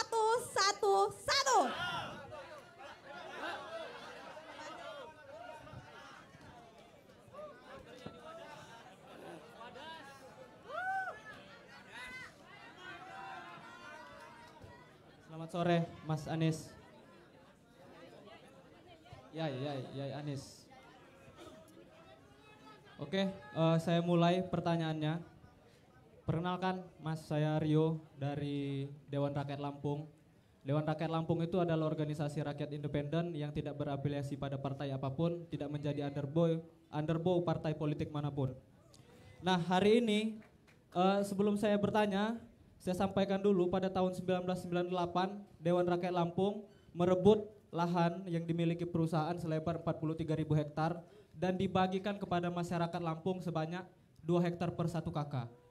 Dan hal itu yang merupakan mestinya menjadi tanggung jawab negara yang diatur dalam Undang-Undang Pokok Agraria. Kalau Bapak tahu, di Undang-Undang Pokok Agraria itu diatur bahwa negara punya kewajiban memberikan tanah kepada orang miskin yang tidak memiliki tanah seluas 2 hektar. Nah, tapi satu-satunya undang-undang yang berpihak pada rakyat kecil, berpihak pada masyarakat miskin itu tidak pernah direalisasikan secara maksimal oleh pemerintah. Kenapa kemudian masyarakat Lampung di Dewan Rakyat Lampung memilih untuk merebut? Karena apa? Karena pemerintah gagal dan tidak pernah menjalankan tanggung jawabnya, yaitu melakukan ataupun merealisasikan undang-undang pokok agraria. Dan pertanyaannya simpel. Apakah Pak Anies berani melaksanakan dan merealisasikan undang-undang pokok agraria? Itu pertama. Dan kalaupun berani, apakah strategi ataupun mekanisme yang Bapak lakukan untuk menerapkan ataupun merealisasikan mekanisme untuk menerapkan undang-undang pokok agraria? Nah, mungkin itu terakhir. Bentar, terakhir sebelum Bapak menjawab, saya minta tolong, walaupun ini forum politis, saya minta tolong jawaban yang diberikan, karena saya mewakili 40.000 anggota kami yang tersebar dari 6 kabupaten besar di Lampung. Artinya jawaban Bapak itu ditunggu oleh 40.000 lebih masyarakat yang ada di Dewan Rakyat Lampung. Jadi saya minta, saya tidak butuh jawaban yang politis, saya tidak butuh jawaban yang normatif. Jawaban Bapak akan kami catat dan kami tuntut. Saya minta pertanggungjawabannya ketika Bapak jadi. Terima kasih. Hidup rakyat! Hidup rakyat! Hidup rakyat! Rakyat bersatu! Terima kasih. Sebentar. Duduk dulu Mas, duduk dulu. Semangat, ya. Semangat. Kita ngobrol sebentar, yang relax ya. Saya mau tanya nih. Soalnya diburu-buru terus. Ya, ada apa? Enggak, saya malah kalau boleh nih Mbak Moderator tanya sebentar. Apa yang menyebabkan itu tidak terlaksana ya? Apa? Oke. Mungkin itu sebagai informasi buat saya. Ini bukan testing, bukan. Saya pengen tahu sehingga kami mengetahui yang persoalan di perkotaan, karena itu yang kita kerjakan di Jakarta. Tapi yang di sini saya pengen dengar. Iya ya. Oke, makanya kenapa pertanyaannya tadi soal berani atau tidak berani, Pak? Karena problem agraria, kenapa itu tidak pernah terrealisasikan? Yang menjadi lawan dari rakyat itu bukan orang lain, tapi justru pemerintah itu sendiri, kekuasaan itu sendiri, yang disebut atau yang kita kenal dengan mafia tanah. Itu lawan sesungguhnya. Kenapa undang-undang pokok agraria itu tidak pernah terrealisasikan? Karena politik ataupun pemerintahan itu sudah dikuasai oleh mafia tanah, oleh oligarki. Nah, pertanyaannya, hari ini kita semua tahu bahwa di republik kita bukan rahasia umum lagi, sudah menjadi rahasia umum bahwa pemerintah kita itu lebih tunduk pada orang yang punya uang, lebih tunduk pada orang-orang yang memiliki modal. Nah, ini yang menjadi lawan berat. Artinya kalau Bapak berani menerapkan undang-undang pokok agraria, Bapak bertentangan dengan pengusaha-pengusaha seperti Tommy Winata dan kawan-kawan. Nah, pertanyaan lanjutannya, saya kasih contoh langsungnya Pak. Walaupun di Lampung walaupun ada di Lampung, tapi datanya nanti kita kasih. Misal di Rempang kemarin, di mana posisi pemerintah saat 7.000 lebih masyarakat itu harus digusur dari tanah yang tempat dia lahir, tempat dia hidup, tempat dia menggantungkan hidup. Pemerintah tidak ada, pemerintah justru berpihak pada Tommy Winata dan perusahaannya. Di Lampung, di tanah saya cuma tanya penyebabnya aja. Nggak usah orasi di sini, nggak usah orasi. Cukup ini harus detail Pak. Kenapa? Karena kalau dia tidak detail, nanti jawabannya jadi politis lagi. Anda sedang berpolitik juga sekarang, cuman tidak pakai partai. Bukan, politik dan politis kita bedakan. Politik sebagai cara, politis itu sikap. Nah, Anda bukan politisi, tapi Anda sedang berpolitik. Iya, gitu. saya tidak menyangkal bahwa saya sedang berpolitik, tapi saya tidak politis, itu dulu. Anda lagi politis banget, berjuang untuk rakyat tuh nggak politis. Gimana? Iya dong. Jangan pernah malu untuk mengatakan ini perjuangan politik, karena sesungguhnya perjuangan politik. Udah cukup. Silakan. Sekarang saya jawab ya. Apa ya Pak ya? Ingat kan gini, apa tadi kisi-kisi? Saya ingin sampaikan, kalau ya teman-teman nih, tadi dibilang tuh, saya tidak berencana untuk memerangi pihak manapun. Saya berencana untuk menegakkan keadilan. Saya berencana untuk menghadirkan keadilan.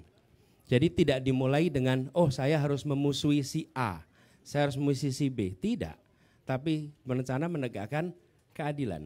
Dan itu juga yang dikerjakan di Jakarta. Jadi saya mau menyampaikan bahwa kalau soal berani atau tidak, siapapun bila dia melanggar hukum, bila dia justru merusak keadilan, maka dia harus dilawan. Dan saya beri contoh. Upah buruh di Jakarta. itu menurut aturan yang dibuat oleh Omnibus Law, kenaikannya hanya di bawah 1%. Rata-rata di Jakarta kenaikan upah buruh itu 8%. Saya sebagai gubernur, kalau kita mengikuti aturan ditetapkan oleh Omnibus, maka saya hanya memberikan kenaikan itu di bawah 1%. Apa yang dikerjakan? Kami membuat aturan di mana kenaikannya sesuai dengan yang ada selama ini.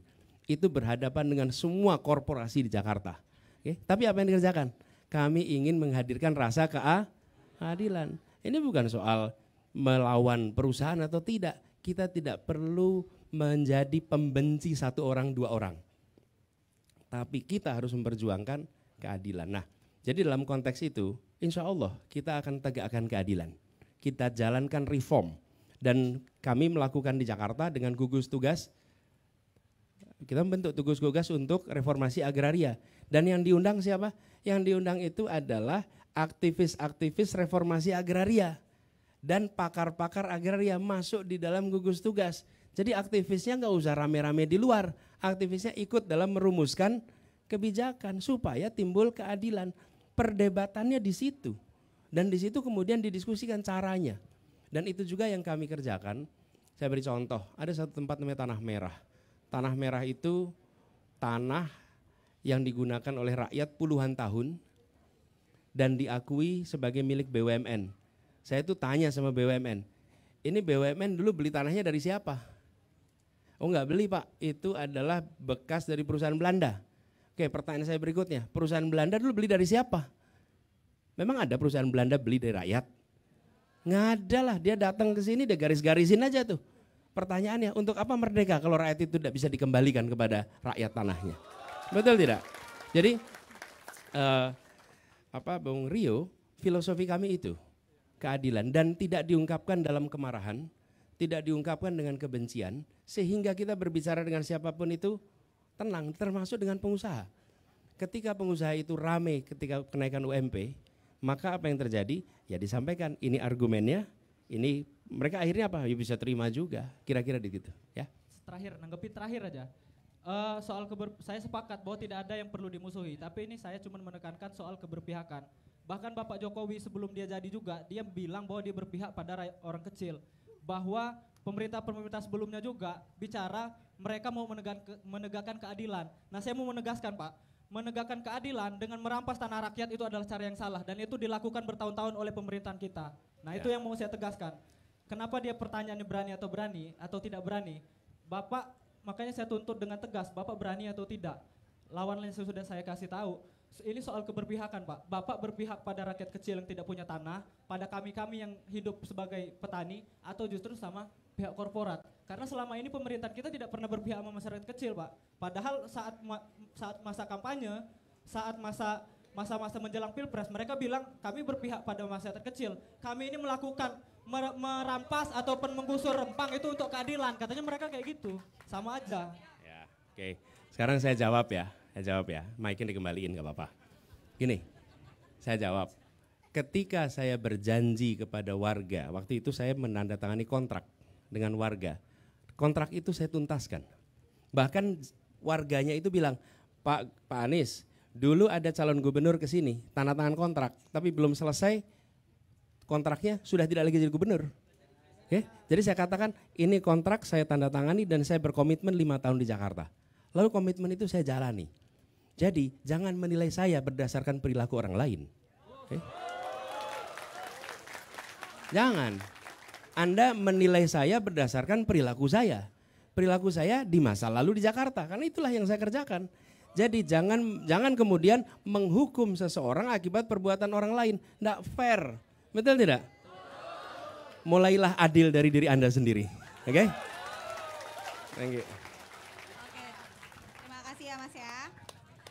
Aku tekanin sekali lagi, kita satu pertanyaan 1 menit karena luar biasa nih Pak. Mungkin ada 1000 lebih yang hadir di Desak Anies Lampung. Jadi kasih kesempatan buat teman-teman lain, mohon patuhi aturannya ya.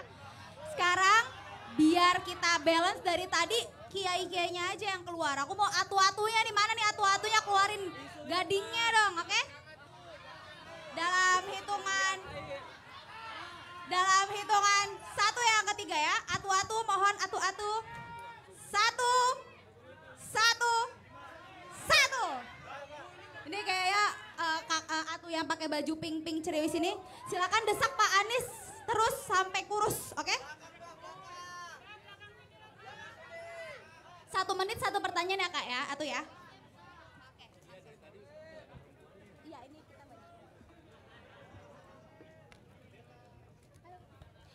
Selamat sore Pak Anies, Kia Yanis gitu. Perkenalkan, nama aku Bella Sardio. Aku di sini sebagai karyawan salah satu di perusahaan media bernama Lampung G.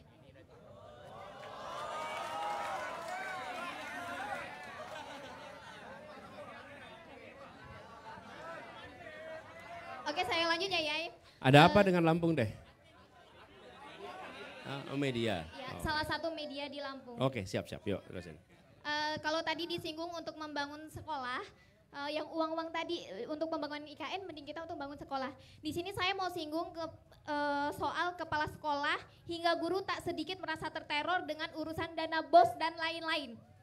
Baik, apakah tenaga pendidik tersebut bersalah atau tidak? Jadi kalau di sini, mungkin juga di provinsi yang lain, kalau di kampung itu mau guru salah dalam penggunaan dana BOS atau dana-dana dari pemerintah, tetap merasa takut ya. Kemudian nih, kalau menurut saya harusnya mereka tetap fokus untuk bagaimana mendidik anak-anak nih. Karena dari mereka SD, SMP, SMA itu adalah bekal-bekal untuk melanjutkan pendidikan di ini. Oh langsung ya? Oh sedikit, saya di sini untuk menantang Pak Anies apabila jadi presiden, bisakah untuk mengecek mekanisme dana pendidikan hingga ke kampung halaman. Silahkan cek dana BOS yang diturunkan ke pemerintah hingga guru-guru di bawah. Apakah ada potongan hingga guru-guru di bawah itu sampai bingung. Ini apa yang mau dibangun? Katanya suruh bangun sekolah, tapi untuk bangun WC aja gak cukup uangnya. Silahkan saya tantang kalau Pak Anies jadi presiden untuk cek langsung ke kampung-kampung halaman. Terima kasih. Ya, ini yang dikatakan Bella ini benar sekali.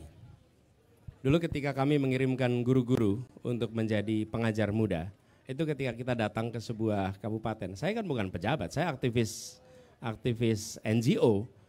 Itu ketika datang banyak pemerintah daerah yang menolak.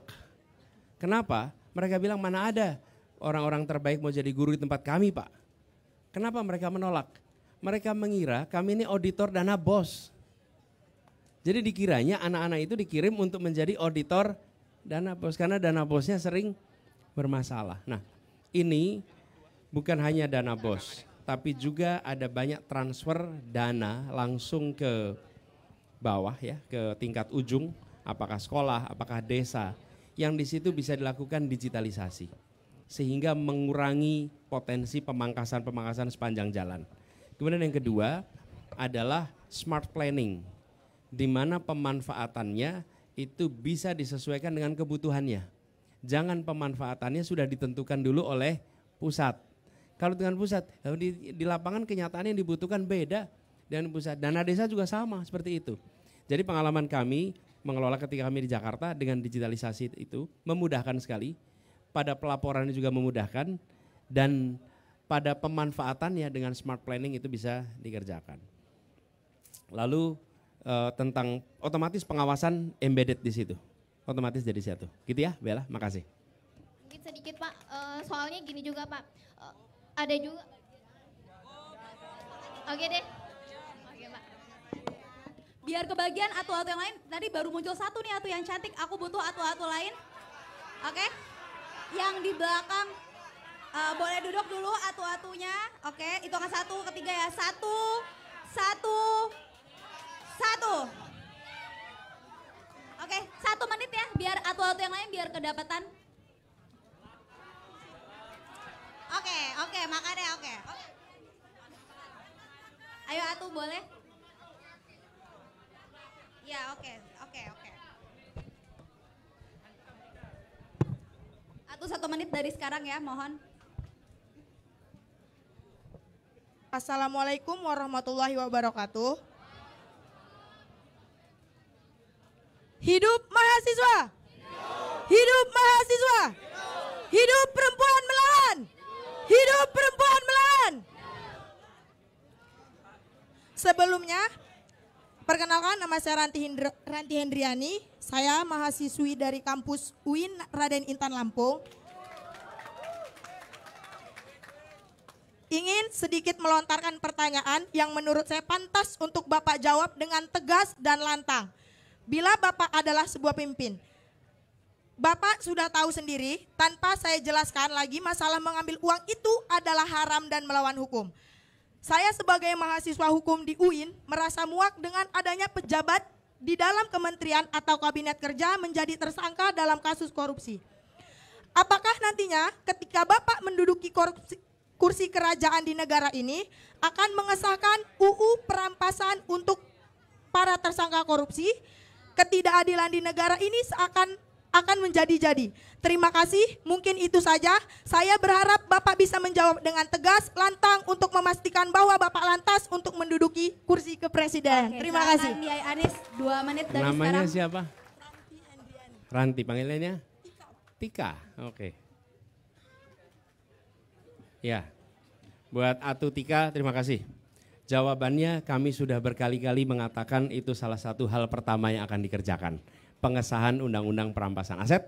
Dan itu sudah saya sendiri mengatakan, bahkan rekamannya ada. Sejak 2009, saya waktu itu di Paramadina, sebagai rektor, kami menjadikan mata kuliah anti korupsi sebagai mata kuliah wajib untuk setiap mahasiswa, MKDU. Jadi mata kuliah dasar umum yang harus diambil oleh setiap mahasiswa. Supaya mahasiswa punya pemahaman tentang apa itu korupsi, apa itu bukan korupsi. Dan pada waktu itu saya sudah menyampaikan bahwa Indonesia membutuhkan undang-undang ketentuan untuk pemiskinan, istilah saya waktu itu. Pemiskinan koruptor. Karena hanya dengan dimiskinkan koruptor akan jera. Jadi kami sudah berkali-kali dan sekarang ditanya oleh Atu Tika, jawabannya tegas, ya itu akan dikerjakan. Terima kasih.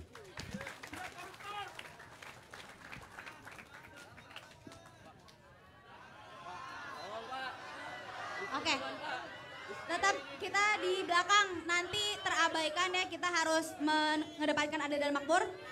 Atu-atu di belakang, tangannya di bawah dulu, kita cepat 1 menit dari sekarang ya. Oke. Hitungan 1 ke 3, untuk kaum milenial, atu-atu silahkan ya. 1, turun dulu tangannya di bawah, 1, 1. Silakan Mbak yang atau yang pakai baju hitam. 1 menit ya Atu ya, tolong Iya. 1 menit. Silakan Baik. maju. Oke, terima kasih banyak Pak. Sama Bapak. Oke. Terima kasih banyak Pak atas kesempatannya. Perkenalkan, saya Huriah Aina Mardiah dari Fakultas Hukum Universitas Lampung. Gitu. Panggilannya? Panggilannya Aina Pak. Aina. Iya. Oke, baik. Di sini kita semua sangat memahami bahwa Pak Anies adalah seorang yang sangat menggeluti dunia pendidikan, Pak. Dan kita mengetahui bahwa hari ini komersialisasi pendidikan tinggi dan korupsi di sektor pendidikan itu sangat ngerambak dimanapun, termasuk Unila sendiri gitu, termasuk di wilayah Lampung gitu. Pertanyaan saya adalah bagaimana Bapak dapat mengentaskan korupsi di sektor pendidikan yang pertama, dan kedua adalah bagaimana pendapat Bapak tentang aturan bahwa pemilihan rektor itu ada 35% suara menteri dalam pemilihan rektor, yang sehingga menurut kami Pak bahwa itu adalah cikal bakal masuknya oligarki di perguruan tinggi dan politisasi politik praktis yang masuk di perguruan tinggi hari ini. Mungkin segitu Pak. Terima kasih banyak. Oke, silakan ya Anies ditanggapi 2 menit. Ya. Ketika bicara tentang institusi yang di situ ada praktek korupsi, maka nomor 1 melihat apa dari sistem, institusi, aturan yang memberikan ruang bagi praktek korupsi. Perbaiki itu. Yang kedua, masukkan kriteria integritas sebagai kriteria utama di dalam seleksi kepemimpinan. Dan integritas ini adalah sesuatu yang bisa dinilai, bisa diassess. Ada rekam jejaknya. Kemudian Yang ketiga adalah monitoring dengan menggunakan teknologi terkini di dalam pelaksanaan kegiatan di dalam institusi ini, termasuk institusi pendidikan. Itu yang pertanyaan pertama. Yang kedua tentang hak suara ya. 35%. Begini, kampus itu harus dikembalikan sebagai sebuah tempat ada kebebasan mimbar akademik. Dosen, kemudian mahasiswa itu diberikan kebebasan untuk mengatakan apa saja, mengungkapkan pikirannya yang semuanya mendasarkan kepada ilmu pengetahuan. Dan itu harus dijaga. Salah satu menjaganya adalah ketika mereka menentukan kepemimpinannya, maka yang menentukan ya kampus sendiri, bukan pemerintah yang menentukan kepemimpinannya. Biarkan kampus. Yang harus dijaga, adalah di kampus itu proses politiknya harus sehat. Jangan sampai di kampus proses politiknya tidak sehat, nggak sehat. Terus minta tolong ke pusat. Berantemnya di kampus, kompetisinya. Tapi minta tolongnya ke pusat, pakai tangan pusat. Dan pusat juga nggak usah dipakai itu tangannya untuk ikut-ikut intervensi urusan politik kampus. Nah, di dalam kampus itu menurut kami harus jaga kebebasan akademiknya, mimbar akademik. Yang kedua, di dalam menentukan kepemimpinan, gunakan kriteria yang jelas. Kompetisi tanpa kriteria, kalau di kampus, itu akan merugikan. Dan harus diingat, pejabat di kampus itu sifatnya rotasional. Rotasional itu artinya apa? Setelah selesai jadi rektor, dia jadi dosen biasa. Jadi itu bukan tangga, itu rotasi. Karena sifatnya rotasi, dorong kompetensi, ada meritokrasi, dan tidak perlu ada intervensi dari pemerintah pusat. Oke, terima kasih. Karena keterbatasan waktu, kita pilih satu pertanyaan terakhir ya. Tangan di bawah dulu, mohon kondusif, tangan di bawah. Tepuk tangan buat yang puas, merasa puas dengan kinerja pemerintah Lampung. Tepuk tangan yang merasa tidak puas dengan kinerja pemerintah Lampung. Oke, aku akan pilih satu pertanyaan terakhir ya.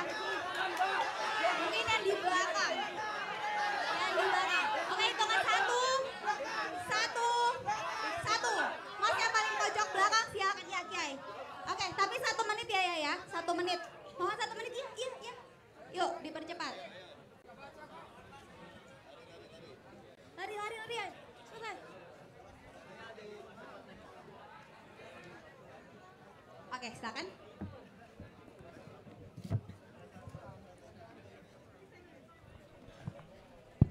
Cik. Baik, sebelumnya Assalamualaikum warahmatullahi wabarakatuh. Mungkin ini untuk Yai Anis. Pertanyaan ini udah pernah ditanyain untuk baca pres, salah satu baca pres itu terkait lowongan pekerjaan. Nah, nama saya Ardi Baskara, saya dari Universitas Lampung. Pertanyaan saya kemarin itu sempat ada salah satu baca pres ditanya terkait lowongan pekerjaan. Terus dia ngasih jawaban cari aja, buat aja jadi wirausaha aja gitu. Itu gimana gitu karena kita ini mahasiswa yang bakal 5 tahun lagi akan mencari kerja. Jadi di sini saya bukan mau ngajak untuk mendukung Yai Anis tapi lebih rasional dalam memilih pemimpin presiden Republik Indonesia untuk tahun 2024 sampai 2028. 2009. Jadi menurut Yai Anis gimana ini untuk mahasiswa mencari pekerjaan setelah lulus kuliah gitu. Terima kasih. Boleh ditanggapi 2 menit ya. Gini,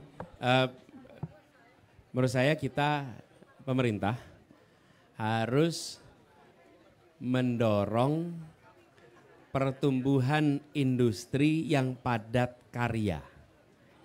Selama ini investasi di Indonesia meningkat drastis. Tahun 2013 investasi kita itu 3.300 triliun. Tahun 2022 1.200 triliun, naik 4 kali lipat. Tetapi penyerapan tenaga kerja per triliunnya itu turun. Artinya investasinya padat modal. Kita butuhnya investasi yang padat karya. Nah, ini yang membuat selama ini kenapa kita menyaksikan pertumbuhan ekonominya tinggi, bukan tinggi, baik, kemudian investasi meningkat, tapi lapangan pekerjaan nggak nambah karena tidak padat karya. Nah, kita ingin untuk mendorong padat karya. Apa itu? Manufaktur, pertanian, perkebunan, peternakan, sektor-sektor itu penyerapannya bisa sampai 44%. Jadi kami melihat itu satu.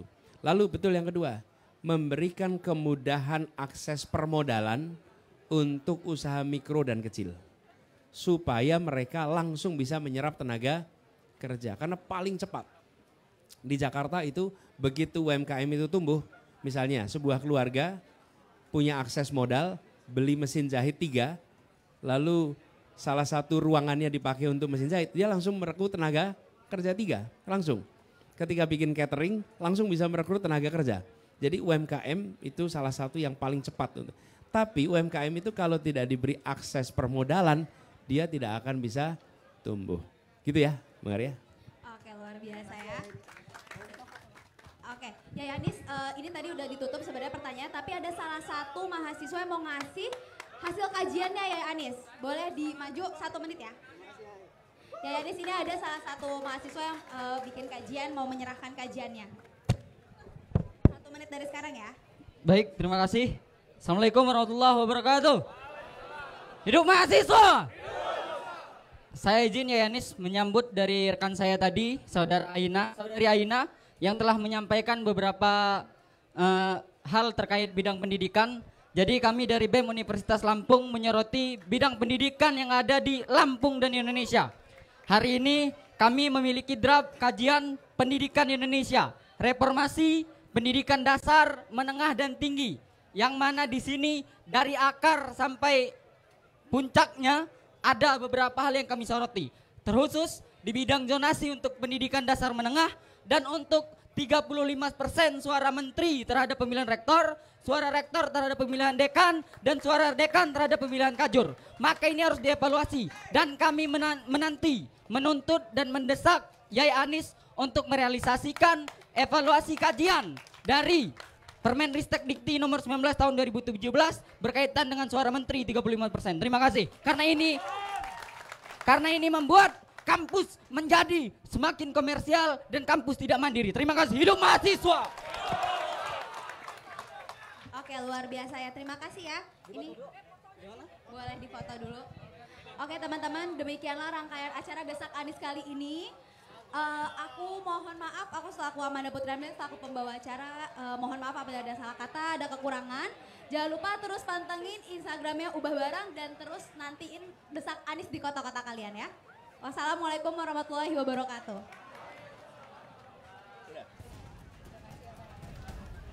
Teman-teman semua, terima kasih. Terima kasih sudah datang, terima kasih sudah tadi menunggu. Mudah-mudahan ini jadi tempat yang banyak pengalaman buat kita. Thank you. Teman-teman yang berasa menanya nanti boleh hubungin panitia ya. Ada hadiah dari Pak Anies spesial buat